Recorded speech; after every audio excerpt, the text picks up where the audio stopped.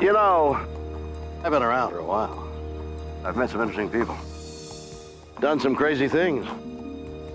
So you'd think that there wasn't much that could take me by surprise. You'd be wrong.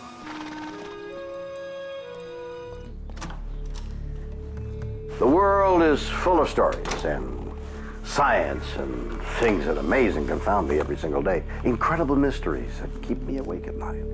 Some I can answer, and others just defy logic. Can we see into the future? In Ohio, a man predicts a horrific plane crash before it happens. Can nightmares become reality? Nothing is beyond the realm of possibility. In Washington State, a child's intuition saves his family from a deadly volcanic eruption. I said, if we were over there, we'd be dead now. Can our subconscious predict natural disasters? And in California, a man foretells the Hurricane Katrina disaster with uncanny accuracy. I could have helped many people. Is he the new Nostradamus? Yeah, it's a weird world, and I love it.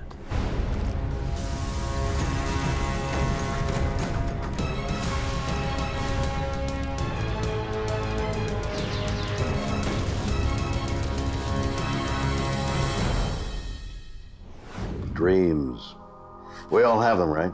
Oh, I'm not talking about our hopes and ambitions. I mean those fantastic journeys we have in our sleep every night when our subconscious minds take us to places where anything's possible.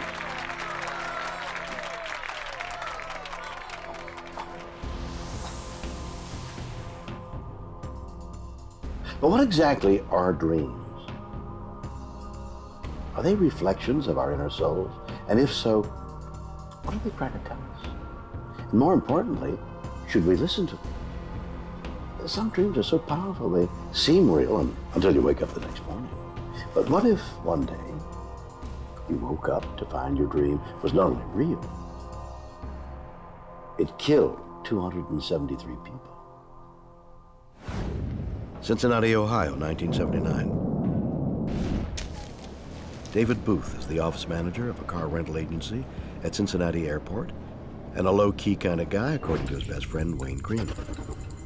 Well, Dave kept to himself most of the time, and I didn't see him really getting out and meeting people and doing things.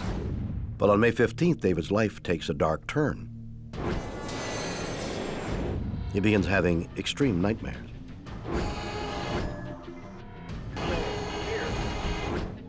He had this dream of an airplane taking off and an engine falling off and the plane crashing in flames, killing everybody. The dream is eerily real. It was a disturbing dream. And then the next night, he had the same dream again, and that was strange. The dreadful details are seared into David's memory. A silver American Airlines plane with one engine in the tail takes off from a busy airport. But then disaster strikes. The jet flips upside down and plummets to Earth. It narrowly misses a low building before slamming into an open field. Let's say you have the same dream night after night of some catastrophe. The first night, fine, that's a night terror. The second night, wow, what's this? But the nightmare doesn't stop. It continues night after night. David has a terrifying realization. His visions are more than just night terrors. He felt that it was prophecy for him to see that over and over like that. There's a reason why I'm getting these dreams. I've got to do something. Finally, David decides to warn the authorities.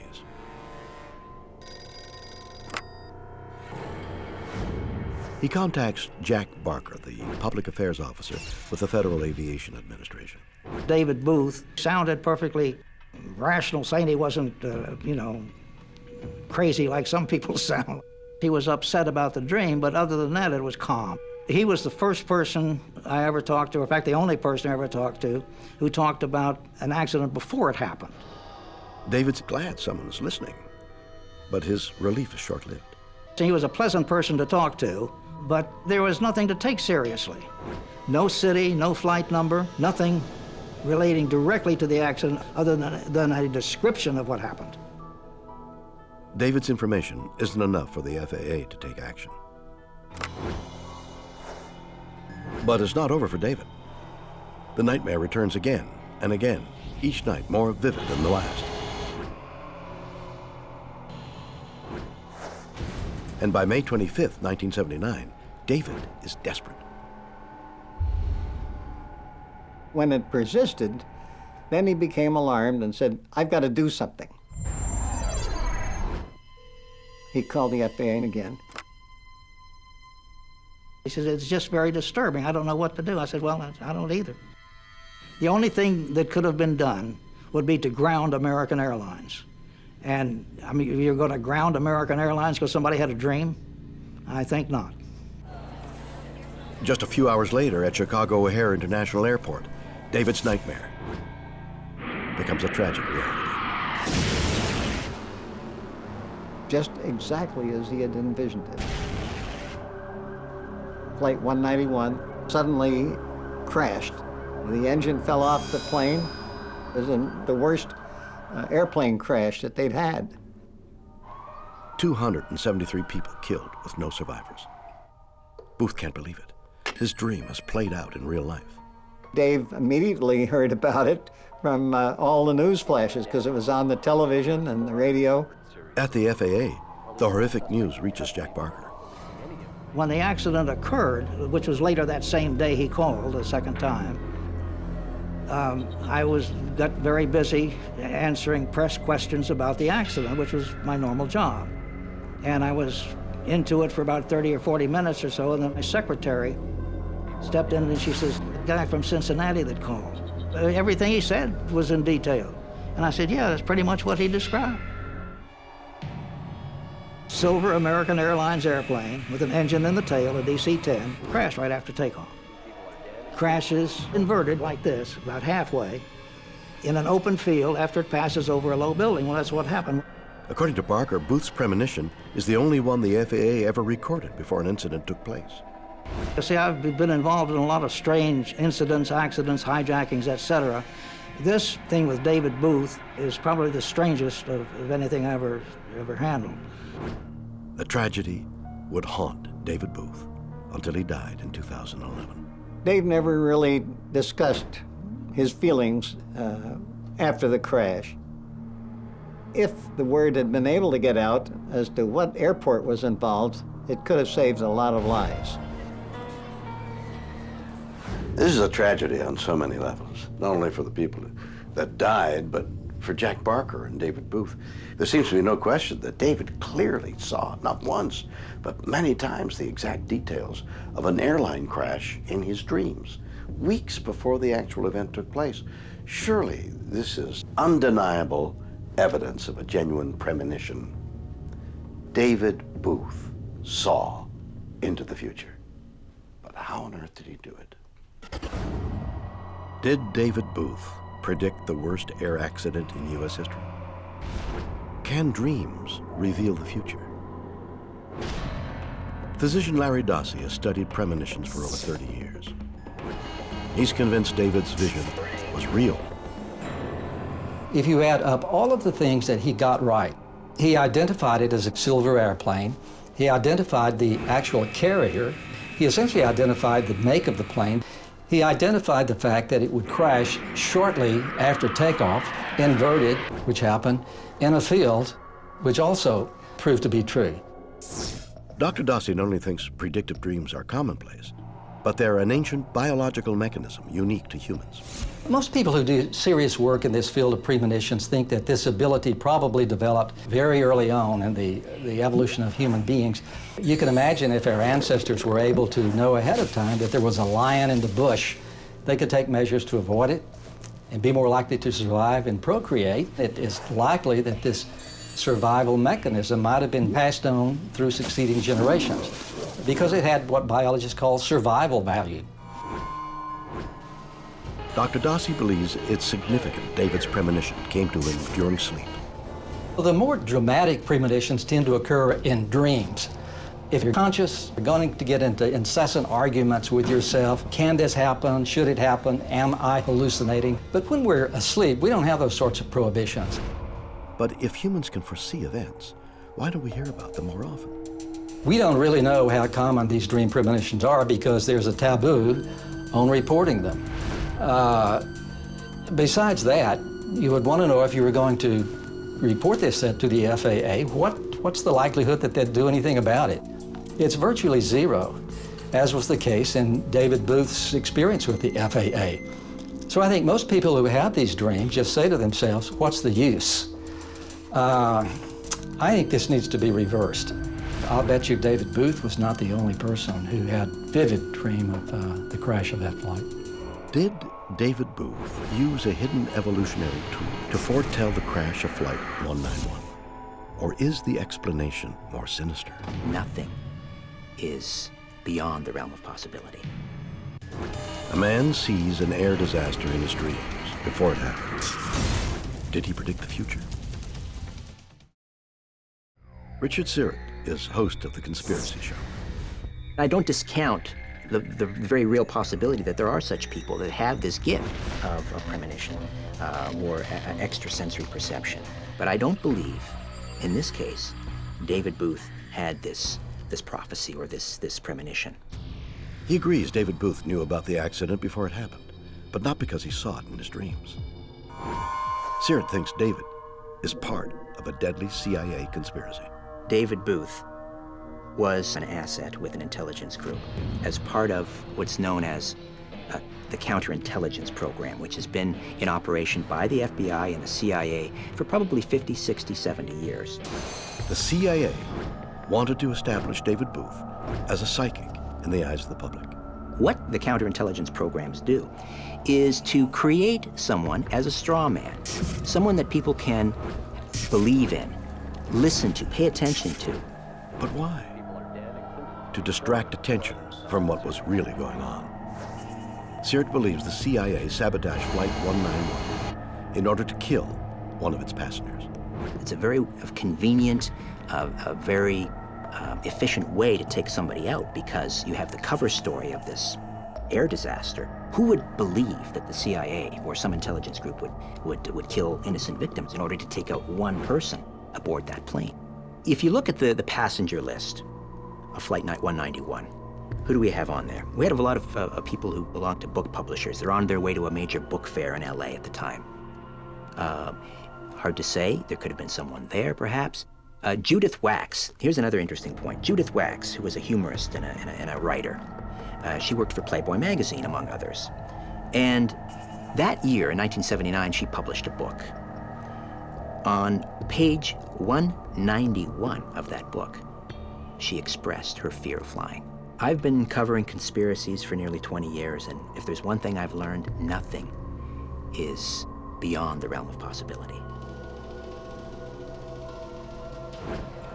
We may never know the full truth about David Booth and Flight 191. You can call it a conspiracy. I simply call it spycraft. This is the way these intelligence groups work. Are David Booth's dreams just a cover story? Aviation expert David Parker Brown thinks there's nothing mysterious about David Booth's predictions, and that almost anyone could have done the same thing. Tragedies like airline crashes are something that people dream about quite a bit. They're going to be a little bit fewer that are going to report those, and the fact that one will end up lining up within the history of airliners flying is a chance that's probably going to happen sooner or later. Parker Brown is convinced every element of David's dreams represent common features of aircraft accidents at the time. In 1979, when this accident occurred, a little over half of all American jet airliners had a third engine on the tail. And from the early 70s to the late 70s, the DC-10 did not have a stellar safety record, and they were involved in 11 different accidents. But David Booth also predicted the color of the plane and the time of the crash. How? Back in 1979, there were quite a few airlines that had silver airline liveries. American Airlines had all their planes painted in silver since the 1930s. And takeoff is one of the most dangerous parts of an airline flight. And so it's most likely that people are going to have a dream about an airliner crashing during takeoff. Since we haven't seen another case like this where it's been substantiated that he had the dream beforehand since 1979, makes it very unlikely that this was just anything more than a coincidence. So if the dream merely described a typical airline crash, does that mean David's prediction was a completely random occurrence? Not entirely. David did get one thing right. The aircraft took off and rolled over and crashed into a field. The rollover is not very common in accidents. For David Booth, this is one piece of evidence that does come up to seem a little odd, and the fact that he did see that probably is one reason why we're talking about this today. Were David Booth's dreams just dreams? Or was he part of a sinister CIA propaganda program? Or did he really see into the future after all? Where to what?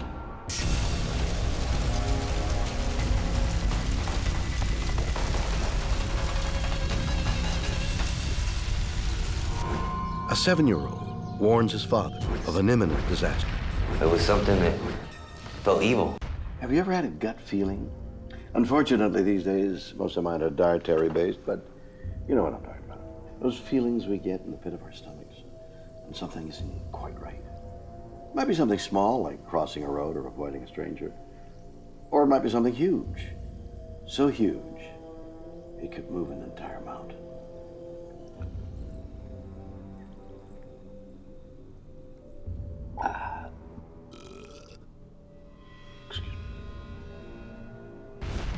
May 17th, 1980, the Cascade Mountains, Washington State.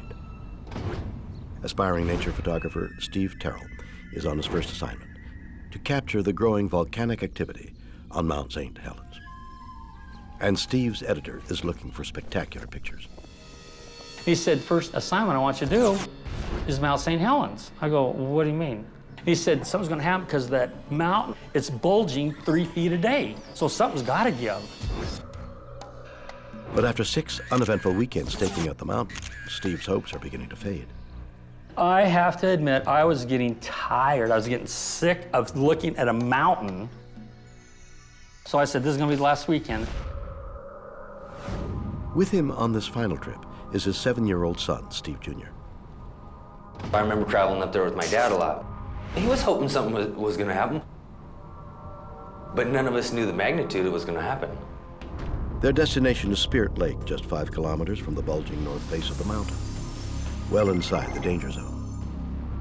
The area has been cordoned off by state authorities, but Steve has found a way around the roadblocks. He had met a logger up there. My dad had spent numerous days up there traveling back roads with this logger, showing him how to get around all the roadblocks. Finally, they arrive, and the view is perfect. I thought, oh, this is gonna be gorgeous. The morning light's gonna hit this, it's gonna be stunning. But just as Steve is setting up camp, he notices something is wrong with his son. Steve Jr. has suddenly fallen ill, but it's like nothing he's ever felt before. It was something that felt evil. I call it gut instinct because that's what I call it when something doesn't feel right. This was just a gut instinct times a million. I just told my dad, Dad, let's leave. I don't want to be here. I didn't like it. It was like evil. He said, I don't want to stay here. I don't want it. I don't like this. I literally started crying and throwing a little fit. Unable to calm his son, Steve is left with no choice. He has to move camp. He wasn't happy at all, I must say. He packed up the tent and he was cursing and mad, and we left it. They drive to Yale Lake, on the opposite side of the volcano. When we got down to Yale Lake, everything felt fine. But I remember being kind of like distraught that my dad was so upset. Early the next morning, Steve is packing up his camera gear. Suddenly, he hears a terrifying rumble. Mount St. Helens erupts with a force 1,500 times more powerful than the atomic bomb dropped on Hiroshima. It sends a massive plume of hot ash 20 kilometers into the sky. turned around and like, oh, the mountain's erupting. And I am now screaming at my son, get your ass out of bed. I said, Mount St. Helens is erupting. It was just massive. It looked like a mountain on top of a mountain. Wasting no time, Steve picks up his camera and starts shooting. He's getting historic stuff. But he can't help but think how much better the view was at Spirit Lake. And he lets his son know. I could have been over there photographing at Spirit Lake. You've made me lose $1 million shot. I am so damn I'm so mad. I'm so mad. He was cussing and everything else. He was very upset. I can't believe that we're not up there. Steve decides to head back over to Spirit Lake to get a better angle on the eruption. But they get some devastating news. Spirit Lake has been completely decimated following the massive eruption of Mount St. Helens. I turned on the radio, and they said, we have reports. First reports coming in is Spirit Lake is gone. The area where Steve and his son first set up camp has been utterly destroyed, submerged by the largest landslide ever recorded. It buried Spirit Lake with 30 feet of mud and ash. And I'm thinking, my God. Steve comes to a sobering realization. Had Steve Jr. not convinced him to leave, they would both be dead, along with the 57 people who died in the eruption. I looked down at my son. I said, how'd you know? I go, Stevie, you got us out of there. I said, if we were over there, we'd be dead now. My dad gave me the biggest hug he's ever gave me. And he said that Spirit Lake was destroyed. And we would have been dead. I don't know, it was like, I still to this day don't know what happened, why he told us to get out of there, why he didn't want to be there. So the rest of the day, we stayed up, hid from everybody, photographed all from these ridges and West Point Peak. We ended up at West Point Peak, a really nice view there. Photographed all day long, so I had my 4x5, had a little 35 millimeter. And a side note, I don't know if he told you this or not, I like to brag about my son. I had my 4x5 set up when I was photographing and stuff, you know, the mountain.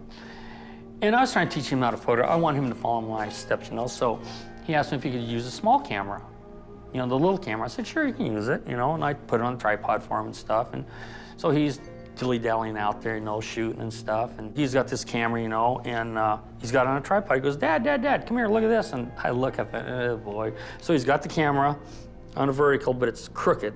This is important to tell you. It was crooked. So I straightened it out a little bit for him. I said, see that horizon line? You got to straighten that out a little bit. Long story short, turned in all the film. I'm just getting really fast, turned in all the film. And that little son of a gun, he, at 7.5 years old, got a cover of a magazine. To this day, Steve Jr. can't explain how he knew they were in mortal danger. It's like a higher power or something, I don't know.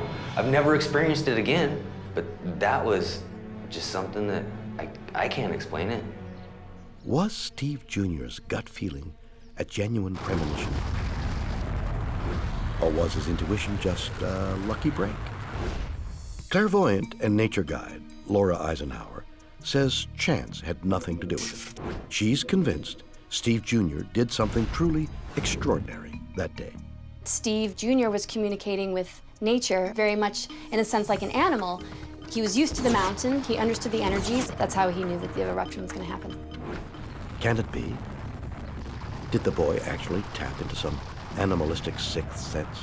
Animals naturally respond to impending disaster. They flee, they go to hilltops.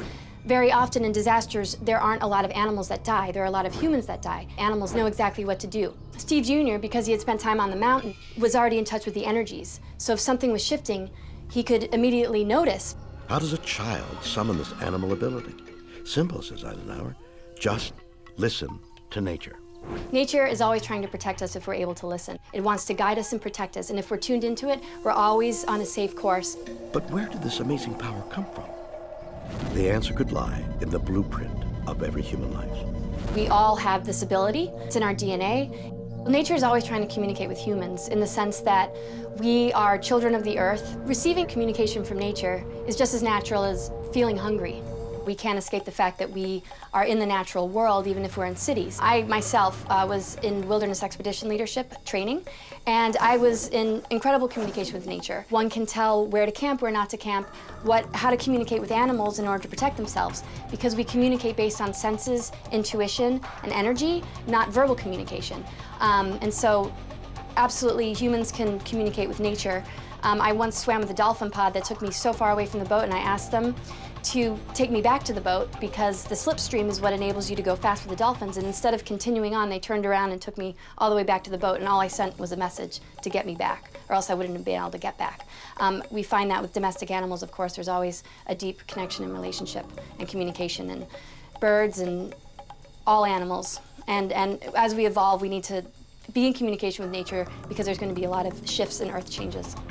If this is the case, why aren't stories like Steve Jr.'s more common? We've lost a certain level of connection that forces us to adapt to a human way rather than a natural way of being. Our cities aren't in compatibility with nature, and nature wants to communicate to us that it's, in a sense, our mother, and it requires a certain level of respect.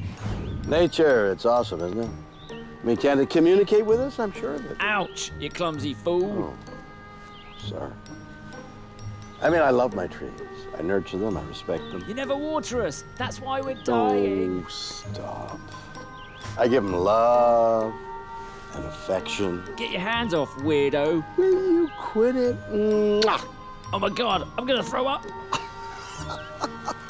I'm sorry. Did Steve Jr. tap into some long-dormant animal sense? Did he somehow pick up warning signals Mount St. Helens was about to erupt? Or is there a more rational explanation? I don't believe that the volcano was speaking directly to Steve Jr. A 7-year-old boy is overpowered by a feeling near Mount St. Helens, just in time to save himself and his father from a killer volcano. Spirit Lake has been completely decimated. Are premonitions real? Psychologist Dr. Michael Brustein doesn't think Steve Jr. knew the eruption was going to happen. People can't predict the future, unfortunately. It would be great if they could, but that's not the case. In his eyes, something extraordinary did happen that day, but it had nothing to do with Steve Jr. possessing extrasensory abilities. The gut feeling that Steve Terrell says he had about the campsite, it does not provide any evidence of a capacity to read into the future. What it says is that he was anxious about something. Something at the site scared him, and people after the fact are making the association that he predicted something happened. For Dr. Brustein, unlocking the mystery starts with Steve Jr.'s gut feeling. Gut feelings exist, but they're not supernatural.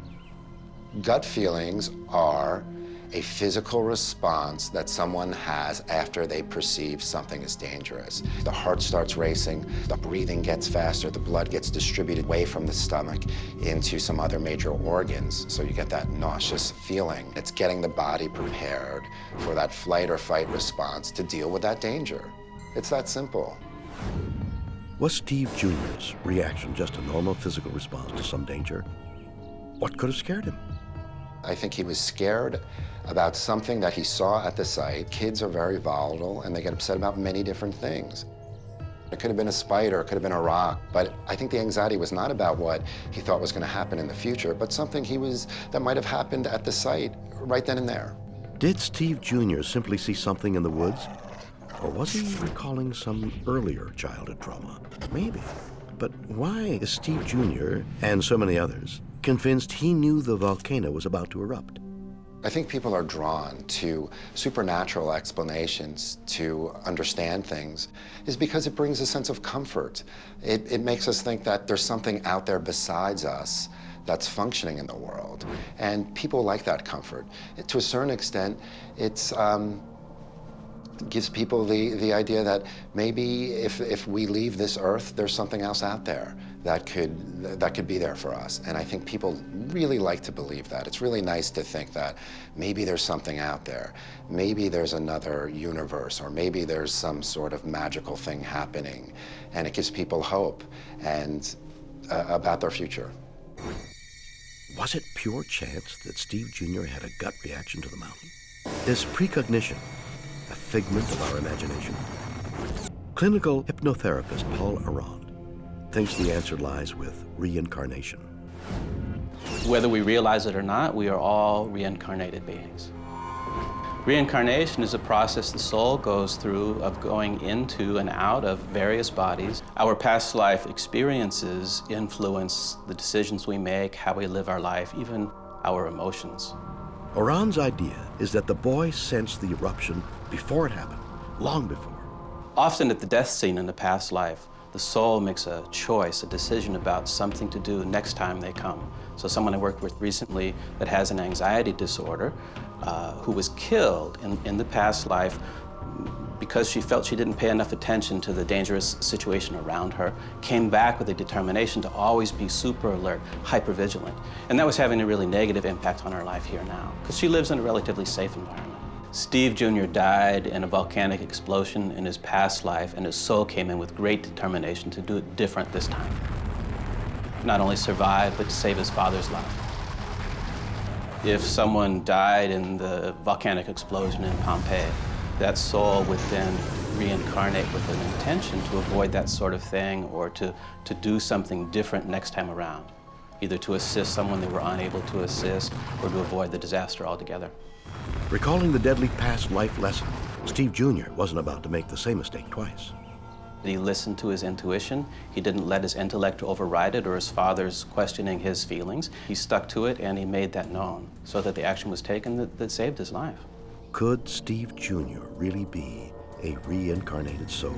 Up until around the age of 7, children have very vivid past life recall. Young people are generally more in touch with their soul or their spiritual self, and they haven't shifted from trusting their intuition into relying solely on their intellect. Do we learn from our past lives? Or does Mother Nature tell us when disasters are imminent? Spirit Lake has been completely decimated. Whatever the truth is, it's weird. Or what?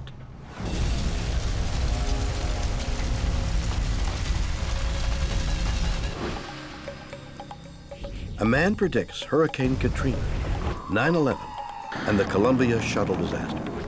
Can the man claiming to be the new Nostradamus really foretell the future?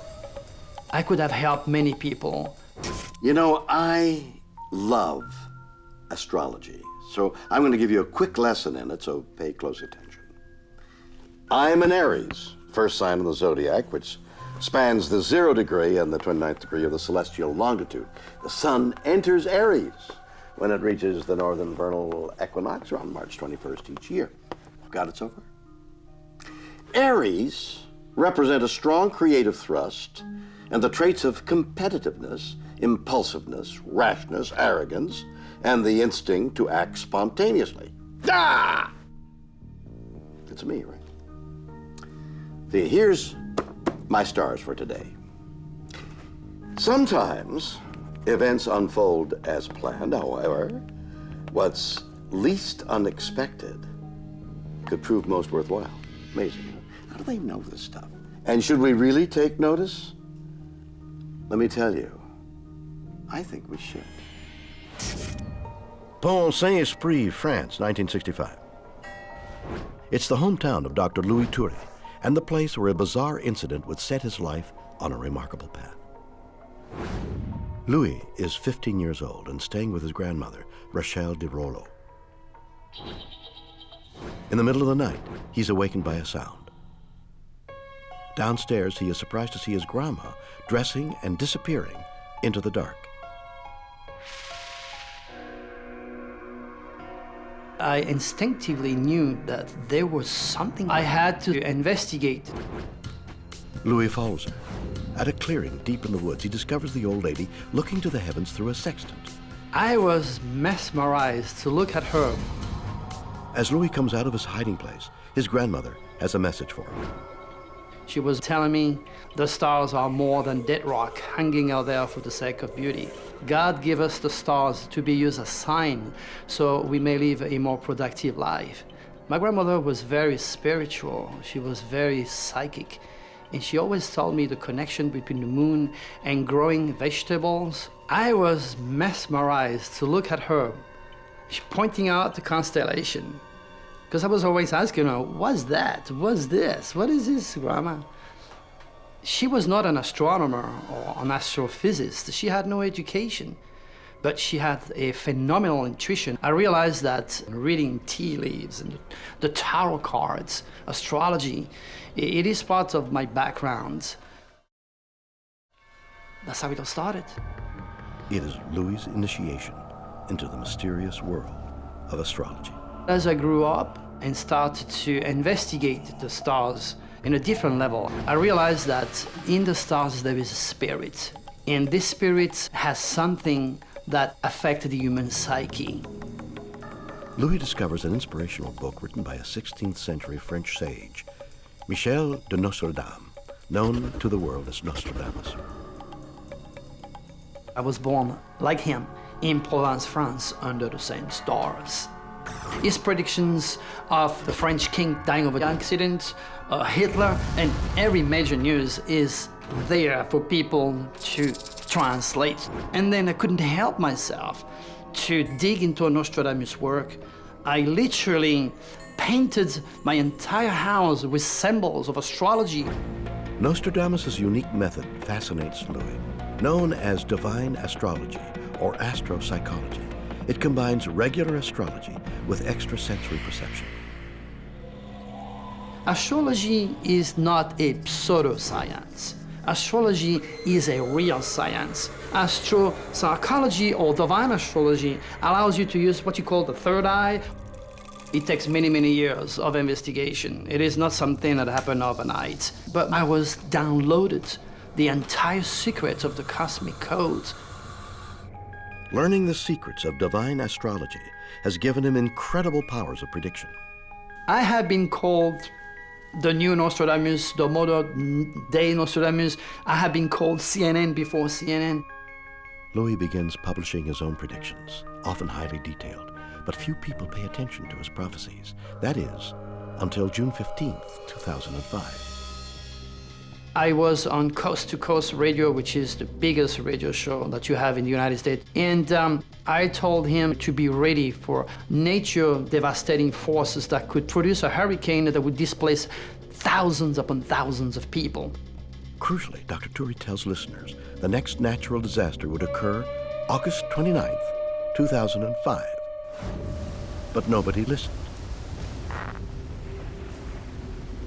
Hurricane Katrina devastated New Orleans, killing over 1,800 people and causing $81 billion in damage. It happened on August 29, 2005, exactly as Louis predicted. Oh my God. I was very upset because I could have allowed all these people to take measures before the hurricane strike. I could have helped many people. They did not see the signs. But that was no one-off. Louis also predicted the 9/11 attacks, the Columbia shuttle disaster, and other world events with uncanny accuracy. People start to realize, well, wait a minute, these guys are something real. I teach the spiritual values of those stars. So what happened is we have developed so much technological advance. GPS, we go on the moon, the internet, on the physical level, humanity is up here, but in the spiritual, we are still 2,000 years ago. Because the laws of the divine, the face and the tools of God, the ministry of Jesus was not taken care properly. So what I'm trying to do is to bring back the balance between the physical and the spiritual values and help the scientists to think outside of the box. Because what you don't see, what you don't hear, doesn't mean it doesn't exist. It's time to think in a different way, like Einstein said. We have created a huge monster of scientific, rational, logical thought where the gift is gone. And all I'm trying to do is to bring it back to humanity. And I'm gonna do it. Do the heavens hold the key to our fate? Has Dr. Louis Tury rediscovered a secret method to predict the future? Or is there something else going on? Amateur historian Don Depler has a radical explanation for Dr. Tury's power. Astrology can be used to understand the future. That's true. However, Dr. Tury is not the reincarnation of Nostradamus. So how is Dr. Tury able to make such accurate predictions? He may have been involved in what we call gray ops, which are programs hidden behind black ops programs. Black ops are nuclear secrets, atomic weapons, national security. Gray ops have to do with preparation for the coming cataclysms. Depler's theory is that Dr. Tury is seeing the future with his very own eyes. But how? What he is a person with access to alien technology that allows him to see events in our future. Depler believes Dr. Tury is using a device codenamed the Looking Glass. It was supposedly first based at the engine disassembly plant somewhere near Area 51 in Nevada. The Looking Glass is a long tube about 60 feet long, 12 feet in diameter, into which is pumped a lot of different gases. And in the other end of the device was a railgun and a 12-inch thick plate of glass into which the railgun was fired. It's got electromagnetics that spin in opposite directions, and technicians see various future events with this thing. How did Dr. Tury get access to the Looking Glass? Through a powerful and secret government group known as Majestic 12. Majestic 12 is the organization that pretty much runs all of the alien-related projects, and they keep that from the public. They maintain the cover-up. Majestic 12 is a party supposedly on the behalf of humanity at alien treaties. The conferences are known as the Tau 9 Treaty Conference for the Preservation of Humanity. They're the people that really run things in our world today. People that run finance, the military, science, medicine, including the intelligence agencies. It's a controversial theory with global implications. Could it be true? Depler speculates that even though Tury's predictions may have come from a shadowy, classified project, he himself might be doing beneficial work. The government has a vested interest in the public not learning too much about how things really work because of the panic that could ensue. If they were to tell the public the truth, a lot of people wouldn't be buying 30-year mortgages or even 4-year car notes. The truth is coming out in ways you won't find in the mass media. And in that sense, Dr. Tury is doing a good thing because he is trying to do what he can to help people understand and to prepare them for future cataclysmic events that we're about to undergo. You know, just about every time there's something weird going on, the poor old CIA gets the blame. But this is something new. The Majestic 12. Who are they? Why are they majestic? And most importantly, are they paying their fair share of taxes? God, I hate cover-ups. Could the Looking Glass exist? Can we build a machine that can project images of the future? Or is the answer more down to earth? Anybody can predict the future. The question is, can you do it well? A man claims he can look into the future. Are prophecies real? Dr. Hansen is a professor of economics at George Mason University. He thinks he knows exactly how Dr. Tury does it. Anybody can predict the future. The question is, can you do it well? So, I believe Dr. Tury can predict the future. I don't believe he can do it well. So what does it mean to predict something well? Well, first of all, what's one standard? The lowest possible standard of prediction is better than absolute random chance, right? Well, anybody can predict the sun is going to come up the next day better than random chance. In fact, you can predict it 99.999% confidence because, in fact, every day the sun comes right up again on schedule, and we can all predict that. So we can all predict far better than chance. The point is, it's not very hard to do that. To predict well means to predict better than some other source. Interesting sources of predictions are sources that can tell us things that other sources can't tell us very well. That means to predict well, you need to predict more accurately than other sources. So I don't believe that Dr. Tury can predict more accurately than other sources, although I do believe he could predict better than random chance because we can all predict better than random chance. It looks to me like Dr. Tury is taking advantage of his customers.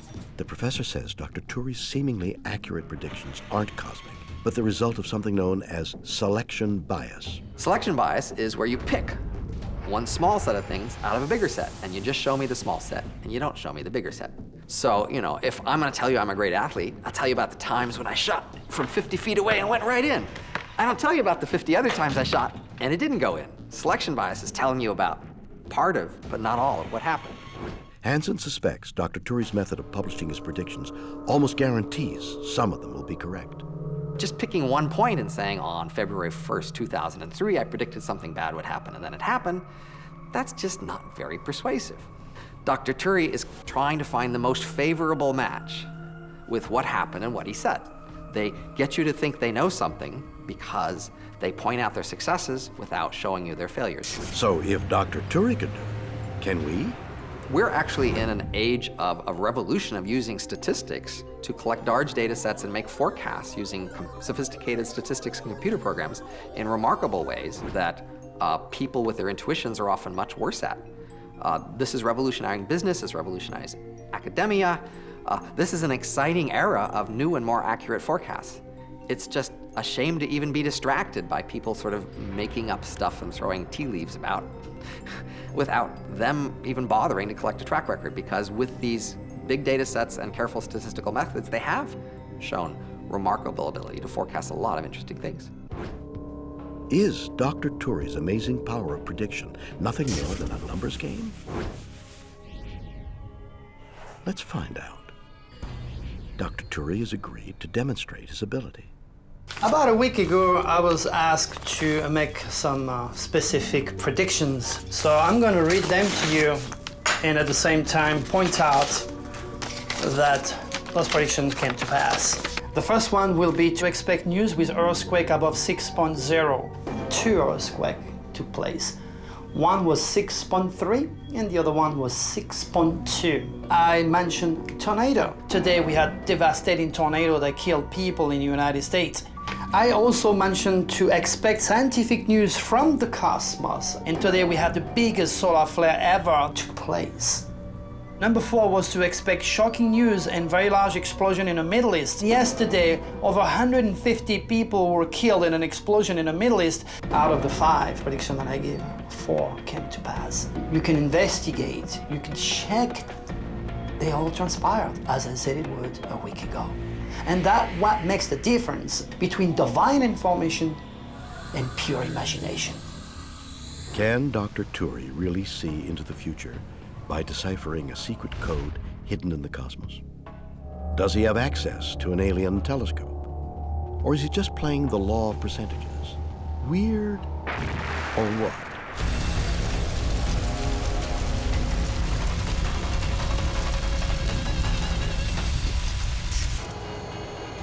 So there we have it, 3 stories of uncanny predictions. A man foretells a horrific plane crash in Chicago. Can we harness dreams and discover what's before us? A child saves himself and his father from a volcanic eruption.